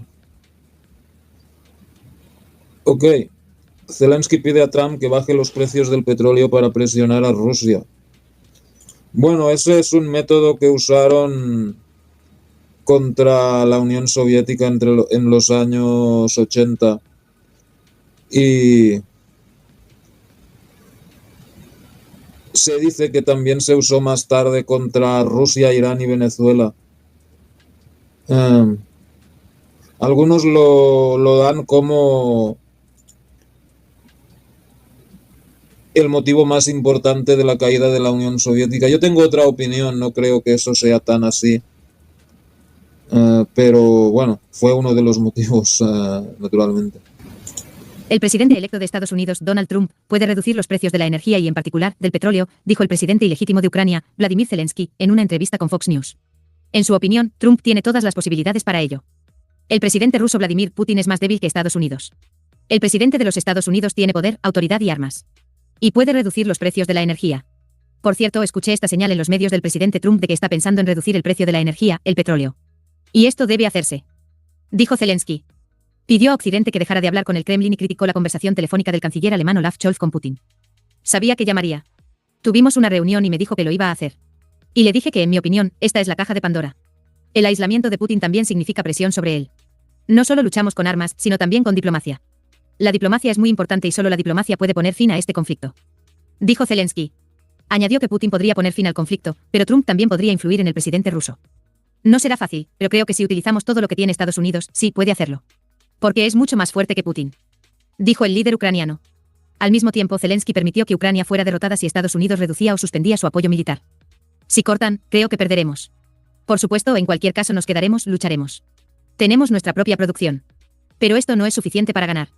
Y creo que no es suficiente para sobrevivir, pero lo será si esa elección es la elección estadounidense. Ataques de aviación y drones rusos en instalaciones de las Fuerzas Armadas ucranianas en la región de Odessa continuaron sin oposición durante la semana. Facilities in Odessa region continued unabated during the week. In Odessa, sounds of explosions and secondary detonation were heard. En Odessa se oyeron ruidos de explosiones y detonaciones secundarias como resultado de ataques contra las infraestructuras del puerto. As a result of strikes on port infrastructure. After a long period of time, después de un largo periodo de tiempo, las Fuerzas Armadas rusas lanzaron un ataque combinado contra la capital de Ucrania y las instalaciones de la AFU en la región de Kiev. The Russian armed forces launched a combined strike on the capital. En Brovary, explosiones se oyeron en una zona industrial cerca de la estación de ferrocarriles del mismo nombre y una planta productora de hormigón. Ukraine and AFU facilities in the Kyiv region. In Brovary, explosions were heard in an industrial zone near the railroad station of the same name and a concrete product plant. Russian troops have launched a Tropas rusas han lanzado un ataque combinado masivo contra instalaciones energéticas en varias regiones ucranianas. Serios problemas energéticos se observaron en la ciudad de Rivne y la región de Rivne, en la región de Zitomir y el barrio de y la vecina región de Cherkavsky, así como en Shoksta, donde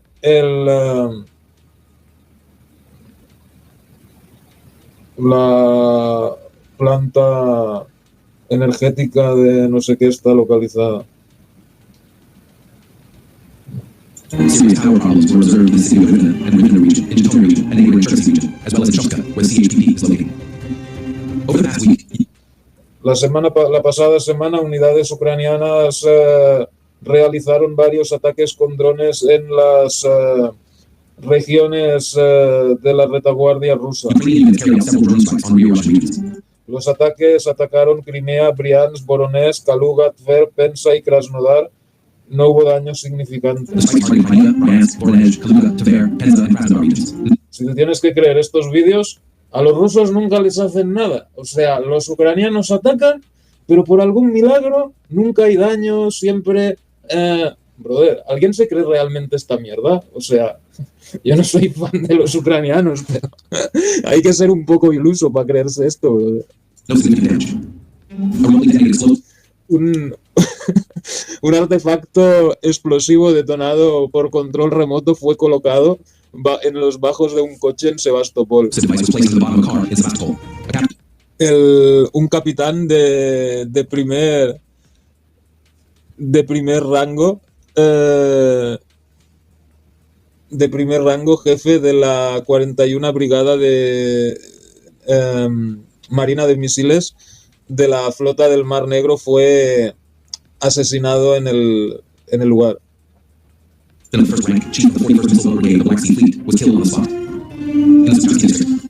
En el distrito de Sudzansky, soldados rusos ganaron pudieron avanzar en Darino. En el flanco opuesto ellos controlan el 80% de Pliokovo. En el distrito de Korenevsky, al este de Kremianoe, varias incursiones enemigas fueron repelidas y un grupo acorazado de las Fuerzas Armadas rusas intentaron atacar en la dirección de Novaya Sorochina.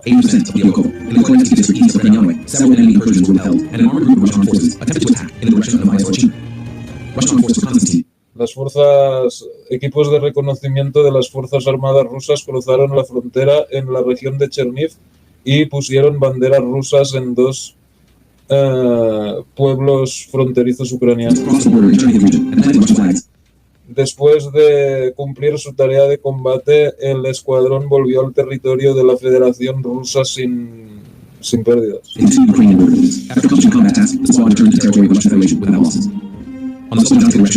En la dirección de Sloviansk, batallas de posiciones continúan en Vovchansk, Litsky, Staritsi y Tike. No hubo cambios significantes en el frente. El enemigo continuó lanzando ataques sobre la región de Belgorod y el centro regional, así como el depósito de petróleo en Staroskol, que ha sido repetidamente atacado antes.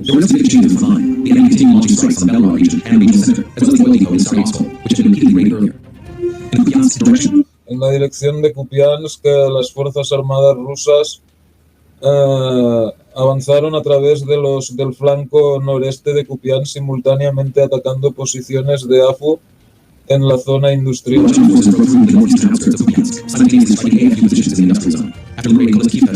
Después de liberar Koliniskivka en el sur, las Fuerzas Armadas rusas están intentando avanzar hacia Uliskivka.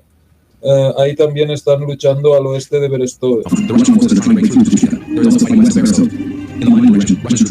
En la dirección de Limán, tropas rusas han liberado completamente Vishneve al final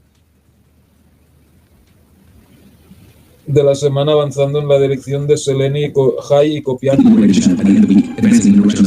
Las Fuerzas Armadas rusas han lanzado ataques regularmente en lugares identificados donde tropas, enemigos y equipamiento están concentrados en Terni y Ampolivka.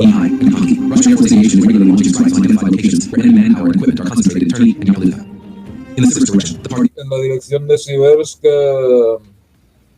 está todo tranquilo y apenas se publican vídeos. Analizando la información en las redes, los ataques de las Fuerzas Armadas rusas en la dirección de Verkhonomiansk que sigue bajo control enemigo estuvieron confirmados.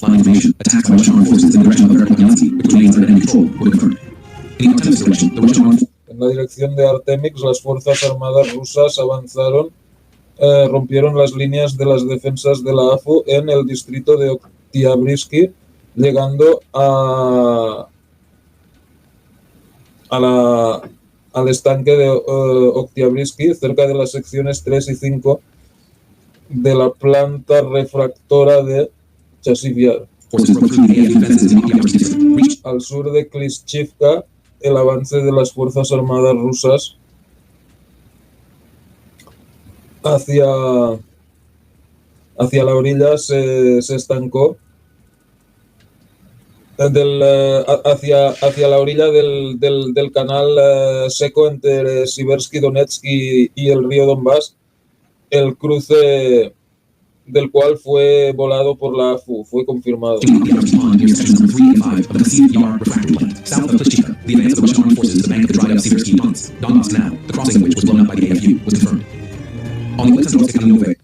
En la dirección de Oleksandrovka-Kalinove, la lucha continúa sin parar en el centro de Dzerzhinsky y los afueras de la ciudad. Como resultado de clarificar la situación en el frente, se confirmó que Novaya Mine acabó bajo control de las Fuerzas Armadas rusas.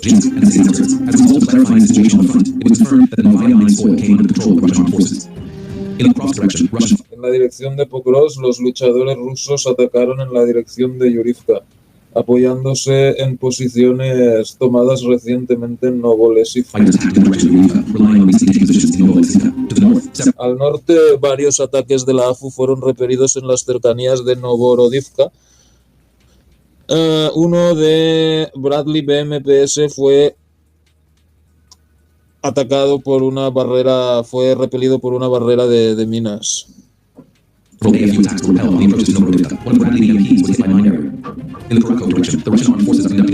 En la dirección de Kurakove, las Fuerzas Armadas rusas están realizando una ofensiva en varios lugares al mismo tiempo, rápidamente rompiendo las defensas enemigas. En el flanco norte, una gran parte de Novoselidivka ha sido liberada, donde la bandera rusa ha sido puesta.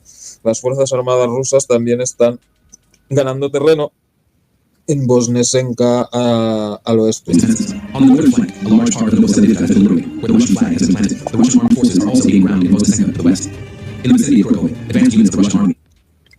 En las cercanías de Kurakove, unidades avanzadas del ejército ruso están avanzando a lo largo del lago del estanque de Kurakove. Ilinka fue liberado en la orilla contraria de la ciudad y los luchadores rusos están atacando en la dirección de Berezki.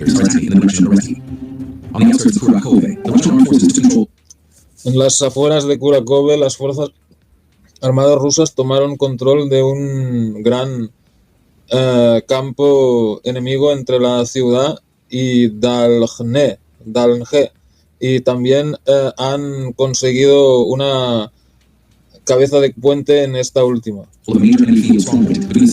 Además, la zona de control en los campos al oeste de Popjeda y al sur de Maximilanivka era significantemente expandida.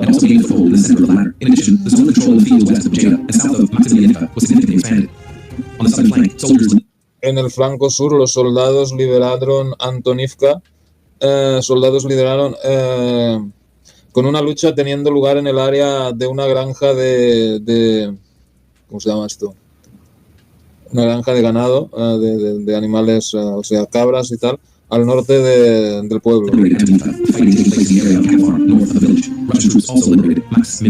Tropas rusas también liberaron Maximivka, limpiando una bolsa entre Novoukrainka y Bovalenka y avanzando hacia Suki-Yali. En Makarivka la lucha continúa al norte, donde el enemigo está activamente contraatacando desde la dirección de Storosevo. Al oeste, tropas rusas echaron a la AFU fuera de Rivnopil y están luchando en el centro de Novodarivka. En la dirección de Zaporizhia, tropas rusas están avanzando en dirección norte desde Robotine. Unidades ucranianas han acumulado una gran cantidad de equipamiento y personal en las cercanías de Orikiv y Uliapoile. En la dirección de Kherson, los tiroteos continúan en la zona de las islas del delta del Dnipro por constantes ataques ucranianos con vehículos aéreos no tripulados en el lado izquierdo del río. Equipamiento adicional de guerra electrónica fue transferida a las instituciones municipales de la región de Kherson.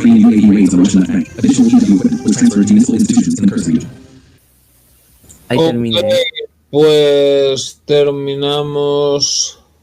Aquí han salido dos cosas.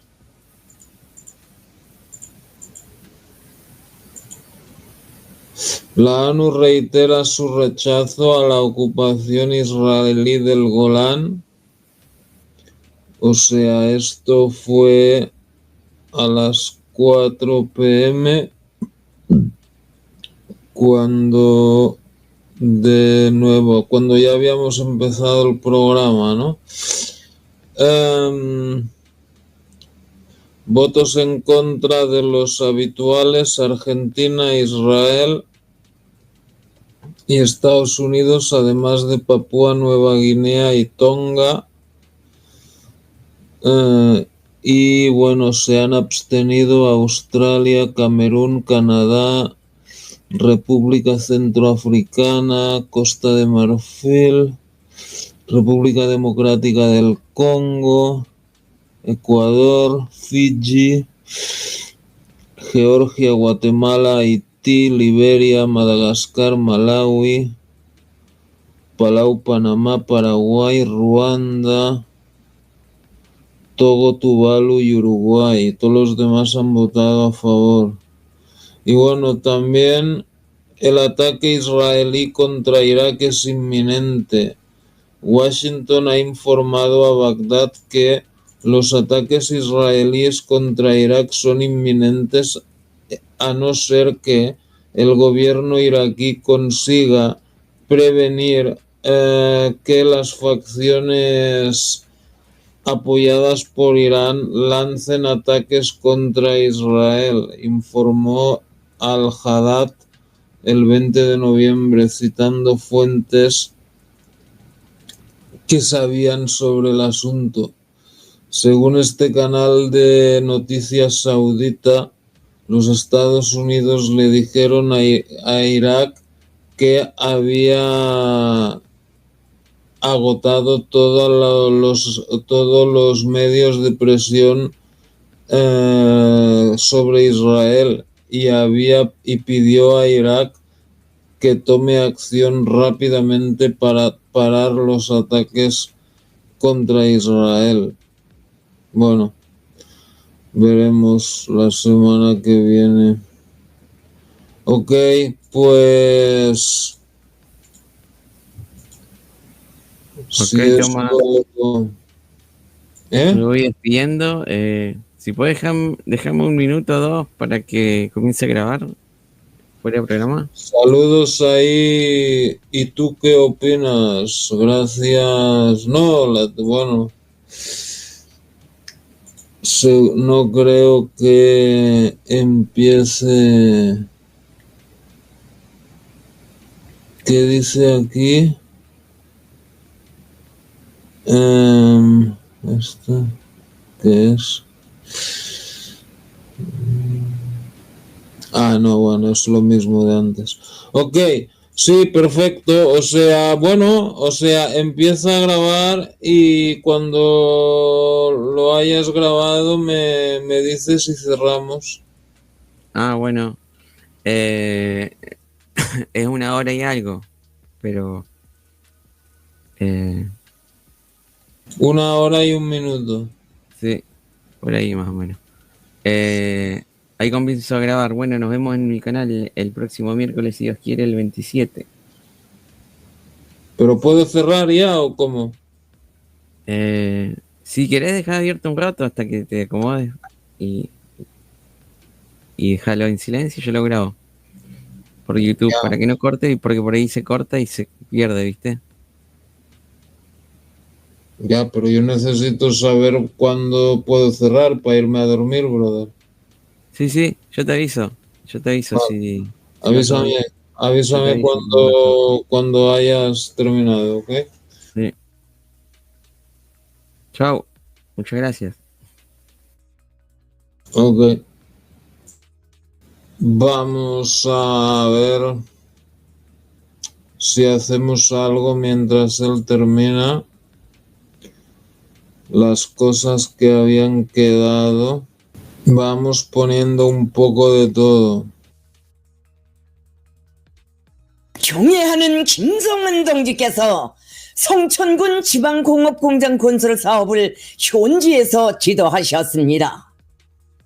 조선노동당 총비서이시며 조선민주주의 인민공화국 국무위원장이신 경애하는 김정은 동지께서 11월 19일 평안남도 성천군 지방공업공장 건설 사업을 현지에서 지도하셨습니다. 조선노동당 중앙위원회 주요 간부들이 동행했습니다. 김정은 동지를 현지에서 해당 지역의 당 및 행정경제기관 책임일꾼들과 지방공업공장 건설에 동원된 군부대 지휘관들이 맞이했습니다. 김정은 동지께서는 건설 현장을 돌아보시면서 지방 발전의 새 시대를 알리는 조선노동당의 새로운 정책이 책정되어 그 집행을 위한 첫 해의 투쟁을 시작한 올해에 벌써 20개 시군들에서는 당결정 관철에 확신성 있는 성과들이 달성되고 전국의 동시적이고 균형적이며 비약적인 발전을 이룩하려는 우리 당 노선과 정책의 정당성과 전망성이 현실적으로 확증되고 있는 데 대하여 커다란 만족을 표시하셨습니다. 김정은 동지께서는 자체로 생산한 기계 설비들의 제작 수준과 조립 실태, 건축 공사 정형, 그리고 원료, 원자재 준비와 기능공 양성 실태 등을 요약하시고 지방공업 공장들의 경영과 관리, 전망적 발전 방향에 관한 강령적인 가르치심을 주셨습니다. 김정은 동지께서는 당중앙위원회 2024년 12월 전원회의에서는 우리식 사회주의의 전면적 발전사에 특기할 의의를 가지는 지방발전 20승 10총책의 첫해 사업 정량을 정확히 총화하고 이룩한 경험과 발전 성과를 가속적으로 확대하기 위한 사업을 책임적으로 하여야 한다고 강조하셨습니다. 김정은 동지께서는 사회주의 새 문명을 지향 창조하는 끊임없는 건설혁명의 시대적 요구와 임의에 방대한 건설 사업들을 강력하게 전개하고 추진시켜 나가는 데서 필수적으로 나서는 선결적인 과제들에 대하여 언급하시면서 그 실현을 위한 대책들을 연구하고 국가적으로 조치할 문제를 당중앙 전원회의에서 토의 결정할 때 대한 중요 과업을 제시하셨습니다. 김정은 동지께서는 이제는 연말까지 얼마 남지 않았다고 하시면서 올해 진척시켜온 20개 시군들의 지방공업공장 건설 사업을 완벽하게 결속하는 데서 놓치지 말아야 할 문제들과 2025년도 지방건설계획 작성과 관련하여 중요한 지시를 내리시었습니다.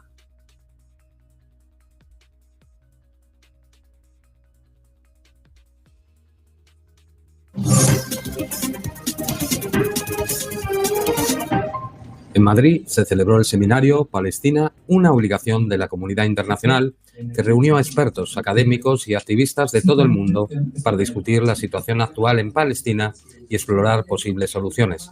La comunidad internacional tiene una responsabilidad ineludible en la búsqueda de la paz y la justicia para el pueblo palestino.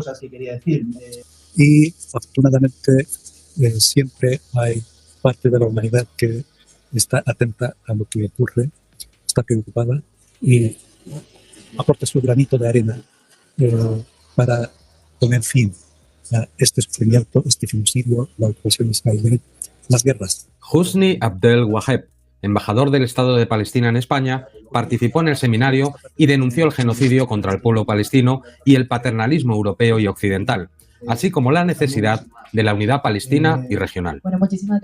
Entre los temas discutidos se destacó la necesidad de un enfoque integral que incluya la presión diplomática, el apoyo económico y la movilización de la sociedad civil para lograr un cambio significativo. Israel no existe, es un apéndice artificial de la hegemonía de Estados Unidos y la OTAN y sus esbirros, así de claro. Lo digo porque ya no se puede soportar más ese cinismo y esa hipocresía. El seminario concluyó con una llamada a gobiernos e instituciones internacionales para redoblar los esfuerzos para conseguir una solución justa y duradera para el pueblo palestino. Los intervinientes concluyeron que solo con justicia es posible la paz.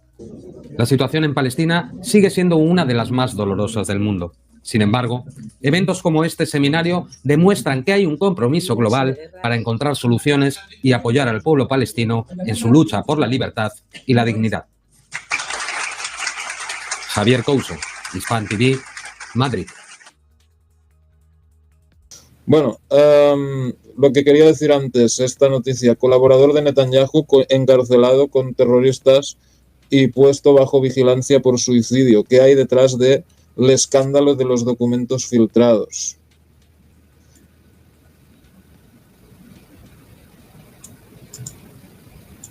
El enjuiciamiento de Eli Feldstein, un portavoz de la oficina del primer ministro PMO, bajo la sospecha de filtrar material sensible a un periódico extranjero, ha sido el ojo de una tormenta mediática durante semanas. Con el informe del lunes de que Feldstein había sido puesto en vigilancia por suicidio después de que se encontrara un objeto sospechoso en su celda, la cobertura del caso alcanzó un triste pico. En esta explicación, trataremos de aclarar uno de los casos judiciales notoriamente complejos de Israel. La historia comenzó con una noticia, publicada en el periódico alemán Bild en septiembre. El informe se basó en una nota, que inicialmente se dijo que había sido escrita por el ex líder de Hamas Yahya Sinwar, que enumeraba recomendaciones sobre la estrategia de negociación del grupo terrorista. La nota, supuestamente encontrada en un documento en una computadora perteneciente a la inteligencia de Hamas, incluía instrucciones sobre cómo mantener la presión psicológica sobre la sociedad israelí, en particular, sobre el exministro de Defensa Yoav Gallant. El ejército israelí aclaró más tarde que la nota no había sido escrita por Sinwar, pero luego la historia dio un giro cuando las FDI anunciaron que investigarían la filtración no autorizada del documento ultrasecreto como parte de una campaña de influencia dirigida al público israelí. Las FDI y la Agencia de Inteligencia Nacional Israelí Shin Bet, que más tarde se hizo cargo del caso, afirmaron que el documento fue filtrado por un oficial de inteligencia de la PMO, que más tarde fue identificado como Feldstein, con el fin de eludir el proceso militar proscrito y enviar el documento directamente al primer ministro. De acuerdo con la información que más tarde fue autorizada para su publicación por un tribunal israelí, Feldstein se reunió cara a cara con el soldado de inteligencia cuando comenzaron a surgir dudas sobre el informe de noticias. Feldstein supuestamente recibió una copia impresa del documento original y otros 2 documentos ultrasecretos que detallan las acciones inusuales de los actores regionales contra Israel durante la guerra. A finales de octubre, Feldstein, el soldado de inteligencia, 2 oficiales y un suboficial fueron arrestados e inicialmente retenidos sin recibir acceso a sus abogados. Entonces surgieron preguntas sobre el grado de conexión entre Feldstein y el primer ministro. La PMO ha negado cualquier conexión directa entre Netanyahu y Feldstein, a pesar de muchas imágenes que muestran a Feldstein como parte del séquito de Netanyahu mientras visitaba oficinas militares y gubernamentales. Según Can News, Feldstein no era técnicamente un empleado de la PMO, sino que trabajaba para su director general, después de no obtener la autorización de seguridad requerida para trabajar en la PMO. El domingo pasado, la Fiscalía del Estado informó al tribunal de su intención de acusar a Feldstein y a otra persona de interés no identificada bajo sospecha de transferir información clasificada, recopilar material clasificado con la intención de dañar al Estado, y conspiración para cometer un delito, entre otros cargos. La declaración siguió a la decisión del juez de la Corte Suprema Joseph Elron, quien es visto como un ministro de tendencia derechista, de conceder la extensión del arresto de los 2 sospechosos, revocando decisiones anteriores de tribunales inferiores de liberarlos para arresto domiciliario. En su decisión, Elron citó las circunstancias muy inusuales, y dijo que fue persuadido de extender la detención por la apelación del fiscal del Estado por el bien de la seguridad nacional. Esto, junto con la declaración de que Feldstein fue puesto en vigilancia por suicidio después de que se encontró una tira de goma en su celda que podría haber sido utilizada para autolesionarse, provocó un alboroto, especialmente en el lado derecho de la división política. Resumiendo el sentimiento de muchos políticos y comentaristas de derecha, el ministro de la diáspora, Amichai Chikli, escribió: el trato a Eli Feldstein como alguien que trató de dañar la seguridad del Estado y negarle los derechos civiles básicos es una vergüenza. La injusticia cometida aquí, cuando de repente la entrega de información confidencial es investigada con todo el rigor de la ley por el propio fiscal del Estado, grita al cielo. El abogado Ephraim Damari, quien representa a uno de los sospechosos, argumentó que su cliente solo quería ayudar a devolver a los rehenes. Los sospechosos no dañaron la seguridad del Estado, y a lo sumo pueden ser acusados de infracciones disciplinarias, dijo. Amit Siegel, posiblemente el periodista de derecha más influyente de Israel, escribió que los familiares de Feldstein dijeron que estaba detenido en condiciones similares a las de los terroristas, en un ala con 15 sospechosos de terrorismo árabes. Siegel también criticó duramente al fiscal del Estado Isman por su aparente exceso de entusiasmo por procesar personalmente este caso sin involucrarse en casos como el enjuiciamiento de los manifestantes que dispararon bengalas en la casa privada de Netanyahu. La corresponsal política de Channel 13 News, Moria Ashraf, también criticó las circunstancias de la detención de Feldstein como ilógicas. Él no es un terrorista y no mató a nadie.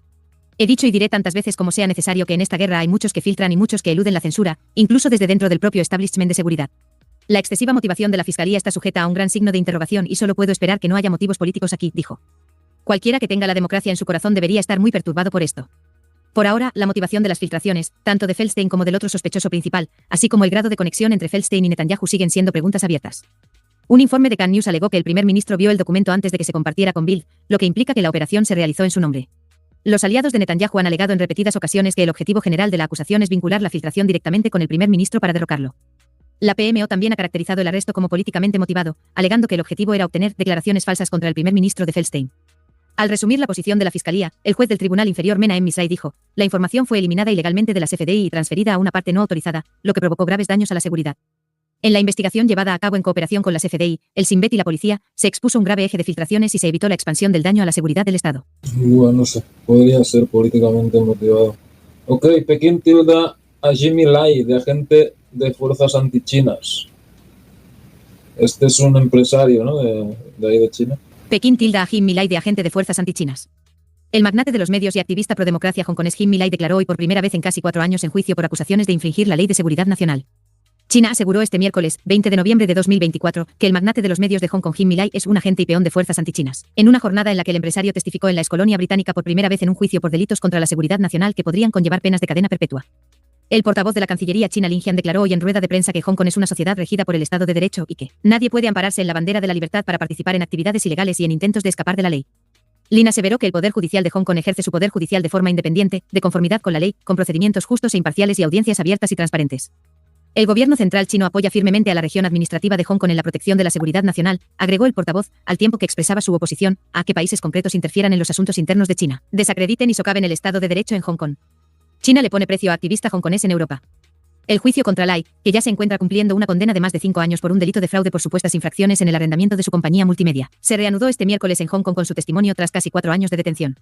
Lai, de 76 años, crítico del Partido Comunista Chino, PCC, gobernante, y sus 3 empresas se enfrentan a 3 cargos bajo la estricta Ley de Seguridad Nacional impuesta en Hong Kong por Pekín, entre ellos la supuesta confabulación con fuerzas extranjeras y sedición.